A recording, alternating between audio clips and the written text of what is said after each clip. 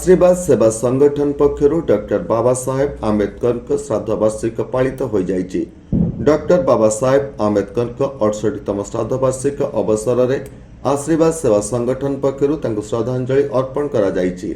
एही परिप्रेक्षी में आशीर्वाद सेवा संगठन सभापति जगन्नाथ बेहरा, इंजीनियर माधवेन्द्र गोच्छायत समेत सेवा संगठन कर्मकर्ता रश्मिरंजन महांती, विजेन्द्र दास, प्रदीप दास, सरोज स्वाई, दैतरी भोई, सौम्यकांत दास, चंदन बेहरा प्रमुख डाक बंगला छकरू एक शोभायात्रा बाहरी जगतसिंहपुर जिलापाल कार्यालय सम्मुख में बाबा साहेब आंबेडकर प्रतिमूर्ति में माल्यार्पण करथिले।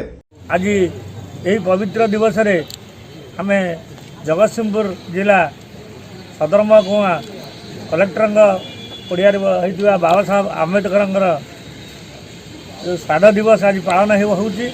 सेही अवसर रे आम तांकर पाद चरण में नतमस्तक हो नमस्कार जनाई एति आनंदित होउछु जे भारत मातांकर एभली संतान जन्म नेबे ए कथा विश्वास नथिला, किंतु समयक्रमे ये महापुरुष जन्म नेले महाराष्ट्र जिलार आंबापड़ा ग्राम रे। तांकर जन्म समयर इतिहास बहुत समय लगिबो। Satyaprakash Mahanty report, Holy TV Odia.